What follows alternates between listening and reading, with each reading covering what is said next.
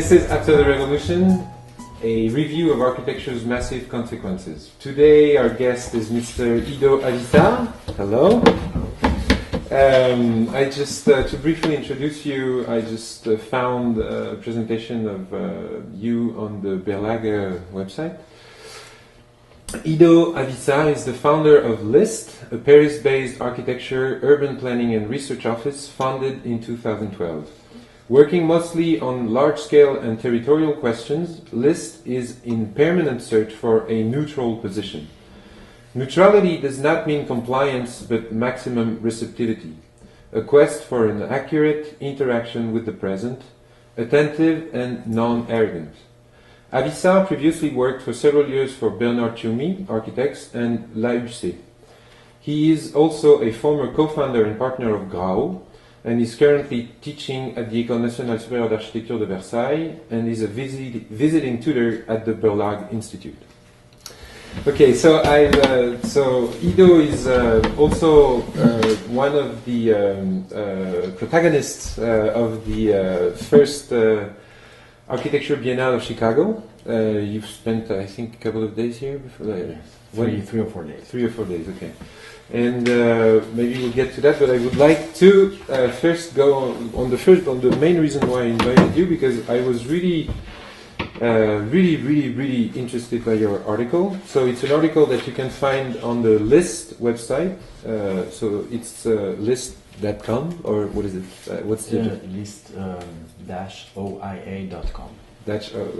It's called Tranquility in Disorder: Notes Regarding Ecology, Planning and Laissez-faire. Laissez-faire, I don't know if our viewers are known to this concept. It's a French word which means like let go, somehow, let go. And it, I think, from my understanding, but I'm sure you know way more about this, but from my understanding, it's mostly used in economic policies, right? As meaning not too much control, or let go the market somehow. Yeah, liberalism. Liberalism. Okay, but that more or less. That starts to be also very complex, because but you will may be able to explain to me, because there's liberalism in terms of philosophy, but also economics. In terms of economic. Okay, so I will start with what's really shocked, not shocked, not shocked in terms of, but really interested me, because, okay, I didn't have the time to give you a tour of this, but mainly this exhibition is about the idea that architects were not really concerned mainly with the production of buildings, but of the production of the order that ought to govern the production of buildings, the intellectual order, symmetry, all that. And there has been a large variety of orders. So there was a system of the orders, which was very long, the Corinthian and all those systems.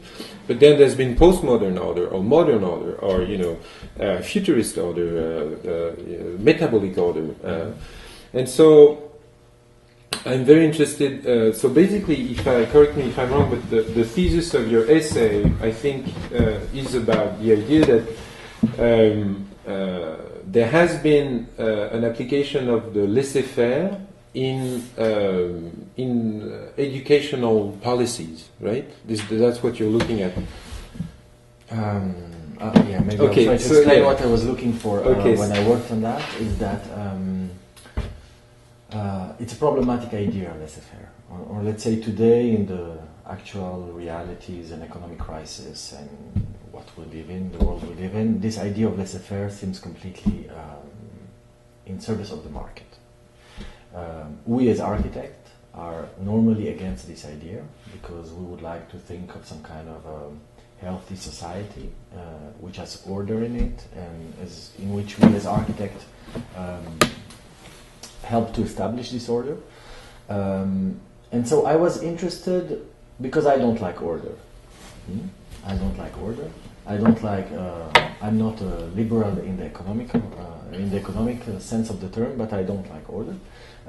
And so, my idea in this article was to look for examples of ways of thinking that integrated disorder, or that try to live peacefully within disorder, which doesn't really mean which doesn't really mean an economic philosophy of life of liberalism. And so I agree with you that most of the maybe early 20th century architecture until maybe the 60s or 70s, until neoliberalism maybe, I've been fascinated by the deconstruction of order, whether it was Ciumi, which actually wanted to do Bataille architecture, non-architecture, or whether it was the Italian radicals, or there has been this fascination about freedom and killing architecture as an ordering device. And you, by taking that laissez-faire thing, actually shows us that this theory is not far from this ideology of free market, of laissez-faire. I'm not saying that's what you advocate for, I know. But still, there's a tension there, right? There is a tension. Mm-hmm. And so, so my first question to you would be, first, why don't you like order? You said, I don't like order. Mm-hmm. What do you put in the term order? Let's say I don't like order. Yeah, I also like order. I like it when the table is and, the space is with... Ergo my question. Huh? You know, okay, so that's not a problem. But I would say there is something that bothers me a lot, I think, in architecture, is that we as architects, we don't have power. We don't have power, that's what you said. We design facades, someone else does the program, and then we just design the thing, and that's all. And architects are kind of frustrated with the fact of not having power. Mm-hmm. I like this fact, actually. It's not that I like it, but I accept it, and I find it normal in a way, also because we live in a liberal society in which people vote, and we're not elected. We don't give a program. People don't vote for us, and so somehow we don't need to... It's not our role to actually... do social engineering, because we're not paid for that, and this is not our role. Questions. So, for instance, you were saying we don't, as architects don't have power, and it's good that it is as such because we're not elected. No, let's go. But my question is like, is it? It seems like you work off the assumption that we do not have power, and somehow there would be some more democratic thing at work than us having, you know. Whereas, but isn't there another order that actually is designing through without the people having the right to vote about it too? You see what I'm saying? Of course. So how do you reconcile? And you know, I like what you're doing. It's just like I'm trying to see what's the crusty thing. How does it work? How do you? Yeah. Sorry. Yeah. First, I would say first we accept it the way things are. Clearly, we just accept it. Elsewhere, when I go to vote, I choose what I choose, and then I vote for that. If you read the article until the end, so that I was more Keynesian than really liberal. Friedmanian, let's say. Completely. And then, I don't know. You know, I see architects around me, also guys who have ideas and are really obsessed with order, and that finally they are kind of attracted by this kind of dictatorial situations, maybe North Korea, or we can do this and that, or maybe in Albania, or maybe here, or maybe there. Politicians really have ambitions, and we can really do like very ambitious projects and all that. And no, it doesn't make sense. So it's really about adjusting our way of seeing things and the way we project and intervene in urban situation on the society we live in, and to actually try to just accept and make it better and more open and more accessible and more free, but knowing we cannot, I don't know. But it seemed to be an acceptance of the condition that is, and as if there would not be a possibility for it to change. But if there is not a possibility for things to change or to be changed, how would you think the status in which we are is? Would you think it's a natural order that we're in, or that it still is designed, or that it's not the architect's job to actually work about this? Or? First, I can criticize a bit this very Western way of thinking about change, which is we need to do a revolution and start over again, which is a very romantic way of thinking about change. I think we can also change by just changing, and the world is always changing and evolving, and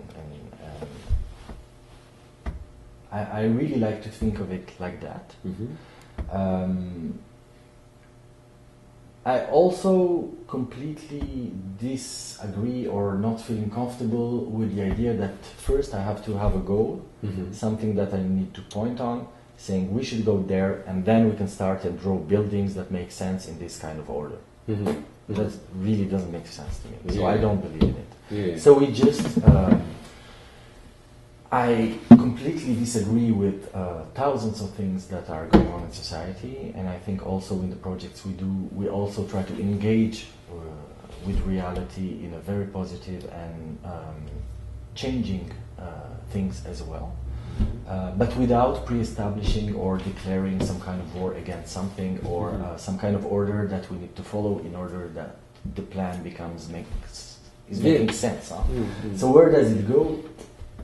I mean, it's also that we are architects, we're trying to do good architecture, spaces with quality, spaces of interaction, of interchange between classes, between people, between old people and young people, between people and environments. And it's, I think, a lot about that, so it's just, where does it go? It just goes there. It doesn't go towards a certain political way of seeing things, it just goes towards this kind of relation to environment. Yeah, but that I think leads to the question that I was, because this does not really, to me at least, answer about the naturality of the order in which we are. You see what I'm saying? But maybe I think historically, that's a bit what this exhibition is about. I think historically architects have been mainly concerned with the orders of things, the order of things, trying to act godlike, trying to understand the way God designed nature so that we would do the same. And so there would be a tie between the order of reality and the order of building. But I get the feeling that somehow you are not really advocating for that. That there would be architecture which is its own thing, and that there would not be any model or a model that should be read in the building as a model that as an order that should be applied to the rest of reality. Is it, or? Yeah, somehow. But I think there is a relation. That means that I'm also a little bit Marxist, or let's say materialist, or I have some kind of affinities with that, but I think I'm more comfortable in thinking of the society as something which is in some kind of struggle, and that our role or the spaces we create or the way that we look at the city is also related to that, not to look to some kind of new order in which everything was solved, or in order to solve this and that, but really a place of also confrontation and of conflict and all that. So in that sense, I don't say that architecture can live its life and that society can live its life and it's completely disconnected, not at all. But just that it, on the contrary, it is working, I think, very closely together, and one reflects the other, but not in the ideological level of things, but more in the reading of today's struggles and the way the conflicts shape the society and shape modern cities. How would you see the difference between laissez-faire in the terms that you approach it and neoliberalism, for instance? Because the question is there, the risk is there. So how do you deal with it? In the last part of the article, I was citing a bit James Joyce, that was interested in this kind of idea about chaosmos, which is an idea which is at the same time chaos and cosmos, or order of the world coming together. And also in this kind of Keynesian idea or critique of the laissez-faire, in which Keynes was not against liberalism. He was not against the market or against the, letting people do what they want, or use that as some kind of motor of engine for modern societies. But what he said was that the state or the, let's say, public authority should not do what people do by themselves. this would be an error, but the state should take care of people, of things they would not do by themselves, or should, let's say, do what is necessary in order just to make things function, and also to intervene where people cannot intervene, and to regulate and all that. So I like this idea. I don't know how to transpose it so that spatially, but I think there are a lot of also examples in urban planning, in architecture of systems which in a way orient, but in the same time leave things completely open and all that. So I think this is something which is interesting for us. I don't know, but it has so many different aspects. Huh? Of course I'm not happy with that, but as anyone else, but I don't feel that me as an architect I have the tools, neither the responsibility to go and change it. Or otherwise I won't do architecture, I will do Sciences Po or ENA or I don't know what, and politics. Because this is really about changing society and about talking to people about social order or disorder, and trying to convince them and try to go, you know, to convince people to go together somewhere. I would clearly disagree with you here, because at least whether for better or worse, I think architects have only been concerned with order, you know, about the order of society, about, you know. But I think quite superficially, if I could say, that means that it gave them the fuel for geometrical order. Or, I mean, it's easier to do architecture when you're politically engaged, because everything becomes clear. So of course there were architects that were completely touched and engaged politically, because they were really, I mean, just politically engaged, but also I think out of some kind of facility. Okay, so one last question maybe, because I know you're busy, but let's say, I would say, from my understanding, architects have never really been concerned with the people. You know, they've been working more for kings and palaces, the bourgeois. But for a moment in the beginning of the 20th century, where, you know, the modern movement was actually extremely impressive, and that mainly in Holland, or we've still operate like social buildings that are also in France. Yes, but and I don't think we are able to build like this anymore, because, you know, those buildings are extremely well built. They were super cheap to be produced. And whereas, you know, we're a century later, and it's like, so I get the feeling that we didn't get more stupid, or we did not lose the capacity to do so. I would think that the only thing that changed is the capacity of such ideas to access reality, to be embodied in reality, to be built. Whatever, I think what happened, for the example of the Netherlands, there was a law that was passed that allowed even the workers to become to associate together, to hire an architect together, and to, you know, that they could become the client to build social housing for themselves, for instance. And it seems that it really is these laws then that become the architecture, because even if they are not the one designing the building per se, they are the ones allowing it to be done or not.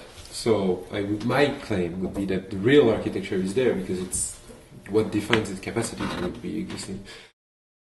And would you see a strong difference between the production of buildings or the work you do on urbanism? Because here there are two very different degrees, whereas in France, you know, the architect is mainly the only one. So would you see that there's a strong gap of thinking between what you do in the production of building or in the, you know, intervention on the city, or is it mainly the same? No, yeah, it's not the same. It's different, of course. But I think the two make sense together. No, but if there was a difference, how would you characterize it? Just to try to substantiate. I think the more the scale is large, the more we are into laissez-faire. Okay, or let's say the more the scale becomes important, the more it lets you control things. Yeah, yeah. Because architects, they have today and always this kind of fascination for the large scale, saying that, yeah, if we get bigger commission or like bigger master plan, we can really change things. Whereas in liberal societies, the only way you can actually deal with larger scale is just to understand that you cannot control things and that you need to understand the way things operate and relate to each other, and that finally intervention is not really visible or not. It's not the same as where you are an architect and you have a parcel and a program and you build a building. So so I don't know, I would say that. That's a good way to put it. Thank you very much. So that ends our show for today. Thank you, Ido, and your supporting team to join us and fill the seats. And tune in soon. There will be more. Thank you, Ido. Okay, so let's stop this thing. One of the ways I've been trying to find an ideological world order, trying to see whether Bataille was describing a reality, was to look at clothing. Most of the time when we read architectural history books, it mainly is the history of architects. But whenever you read a book on the history of clothing, I find it much more articulate, because then things aren't approached in terms of personality as much as they are approached in terms of societal understanding of form and colors. So for instance, looking at the evolution of costume at the shift of the French Revolution. Before the French Revolution, we have a particular set of clothes that are regimented by law, which is for the ruling class, you would have a particular type of clothing which could be identified as structured on three ideological components. One would be that this uniform would be colorful and joyful and vivid. The second one would be that it is expensive, very refined and expensive fabrics. And the third one would be that the costume itself would be designed to be tight to the body in order to communicate, as Daniel Roche mentioned in his book La culture des apparences, the culture of appearances, to communicate that this ruling class was not supposed to work. Those clothes would not allow to make ample moves. After the king was overthrown, the new rising ruling class is identified as the bourgeoisie. The bourgeoisie has a very different uniform. They wear what's called the redingote, riding coat, which Bataille is referring to in his definition of the formless. The riding coat, which seems to systematically respond to these three aristocratic uniform signs. Whereas the nobility was wearing expensive clothes, the redingote is made out of black cloth, which can be inexpensive. The ruling class was wearing colorful clothes. This one is black, referring to the austerity of the Protestant tradition of clothing, and it is a sportswear. So this class is an active class. So in this opposition between two ruling class clothing, we can see that there's an ideological order that is designing them much more than the designer themselves do so. These sort of uniforms act as banners, ideological flags of the values that are embodied by the person that wears them. A perpetuation of this same ideological conflict through clothing can be found in the opposition between Great Britain and India. When Churchill was opposing to Gandhi, Churchill was actually calling Gandhi a half-naked fakir, because Gandhi advocated for the Indian people to go back to the traditional Indian clothing and to refuse the colonizers' uniform. So we can see very interesting pictures of Churchill with his architectural-like uniform. You know, it's black, it's symmetrical. And then you get Gandhi with his wrapped up khadi, this clothing, which he asked everybody to actually weave 1 hour per day. An interesting quote can be found in Sean Scalmer's Gandhi in the West, the Mahatma and the Rise of Radical Protest. He says, "An Englishman has to wear particular clothes to fit into a particular etiquette, if he is to meet the Viceroy, but Gandhi goes as himself. That is a triumph for Indian nationalism. Half naked, the Mahatma had won half the victory.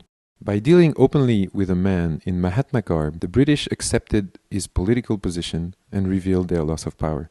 When the Queen was constrained to receive Gandhi in his Indian clothes, the press labeled that he had won, because it was somehow an acceptance of the legitimacy of the Indian ideological order in opposition to the British one. And it's interesting to see also what happens, for instance, in Sri Lanka, Ceylon. Western people always make maps and apply styles all around the country that they invade. And building on that same logic of opposition through clothing, Neera Wickramasinghe, in her book called The Invention of National Clothing in Sri Lanka, Wearing the Colonized Body, she actually explains that the national clothing of Ceylon, of Sri Lanka, was invented. These were fake, traditional clothing in order to oppose the invasion of clothing by the colonizer. It's very impressive how a lot of objects, mundane objects, are really ideologically oriented. In Japan, after 1853 and the presence of the US, the Japanese bill was redesigned, and when comparing the two, you see that one is strongly under influence. Another example that is very interesting is in Jacqueline Atkins' book, Wearing Propaganda. She tells the story about a picture of a young model who was familiar to crowds at the time in Japan, who posed in a British Red Cross uniform. And she describes how just the sensuality of this new icon actually had a strong impact on the amount of people that would register for the Red Cross, the amount of women that would want to identify with this new image. One last example of this matter is described in Patricia Reef Anavald's book Histoire des costumes du monde, the history of world clothing. She describes how at the moment of Orientalism, the West took on using the Japanese kimono. In the Japanese tradition, the sensual part of the Japanese woman's body was the neck. So the kimono was left hanging in the back, unveiling the neck of the woman. But when the European took it, obviously there was a much more appeal for the breast of the woman. So that same hanging piece of cloth was then brought back against the neck in order to reveal parts of the breast of the woman wearing it. To wrap it up, let's go back to just one of the documents that we are very familiar with, which is the map of the world, which has Europe in the center, whereas there's no predestination for it to be in the center. But like in the present document, we can see that this map is strongly ideological also because it misrepresents the dimension of continents in order to make Europe look much wider than it is compared to the surrounding countries and territories. So all these examples just to mention that when Bataille says that for academics to be content, the universe would have to assume a form. All of philosophy has no other goal. It is a matter of fitting what is there into a formal code, a mathematical overcode. It seems that all the objects of reality can be read in ideological terms.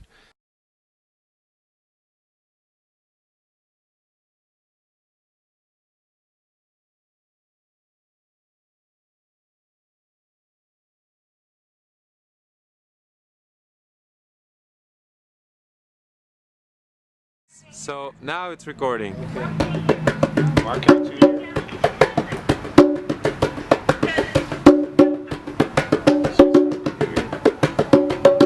you for saying happy birthday.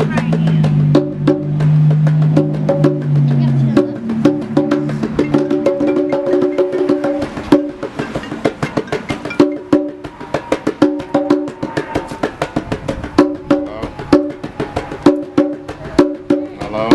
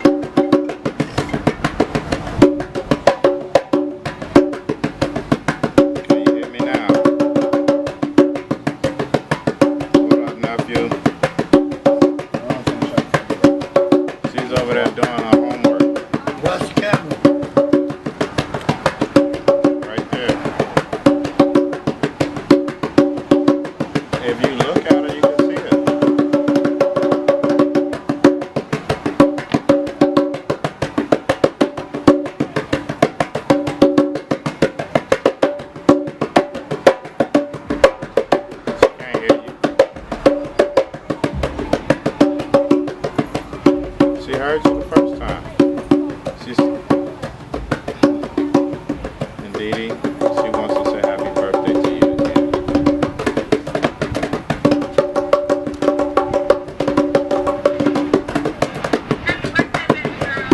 Thank you. Good. What did you say? Yes. Yeah.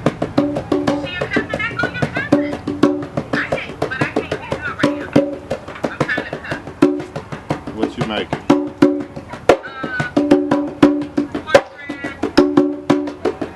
Y'all going somewhere? Yeah, to the movies. Oh, nice. What time? You gotta ask her. Said what? I want. It's this dollhouse for $80. Huh? I said, it's this dollhouse that I saw on Amazon for $80, and it has a purple and blue living room with a flat screen TV. Alright, that's fine. Okay. Okay. She just got a new phone today. Yeah. Oh, behind the camera.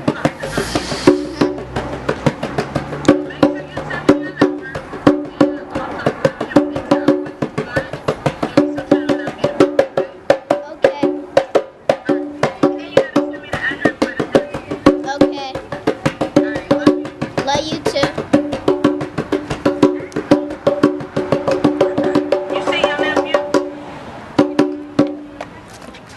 Thank you. And this one